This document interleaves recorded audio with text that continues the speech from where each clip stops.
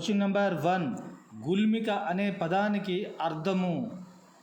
Answer option A, భూస్వాములు.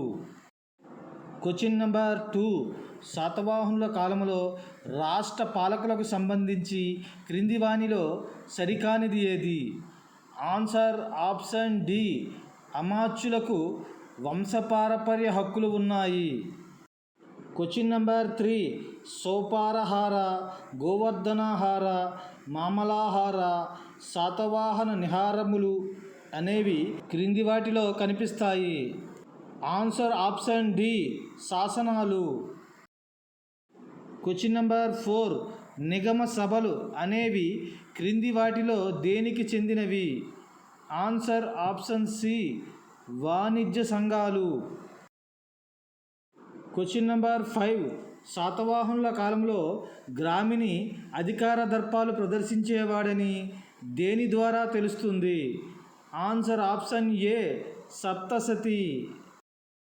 Question number 6, శాతవాహనుల కాలంలో గ్రామస్తులు క్రింది వారి వల్ల ఇబ్బందులకు గురయ్యేవారు? ఆన్సర్ ఆప్షన్ సి, సైనిక దాడులు, తలారులు. క్వశ్చన్ నెంబర్ 7, శాతవాహనులు సరిహద్దు ప్రాంతాల పాలకులుగా ఎవరిని నియమించారు? ఆన్సర్ ఆప్షన్ సి, సేనాపతులు. క్వశ్చన్ నెంబర్ 8, శాతవాహనుల కాలంలో పశుగ్రాసంగా దేనిని ఉపయోగించేవారు? ఆన్సర్ ఆప్షన్ బి, జనుము.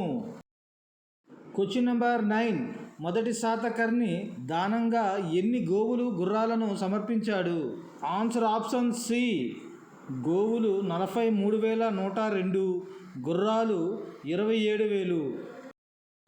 క్వశ్చన్ నెంబర్ 10, క్రింది వాటిని జతపరచండి.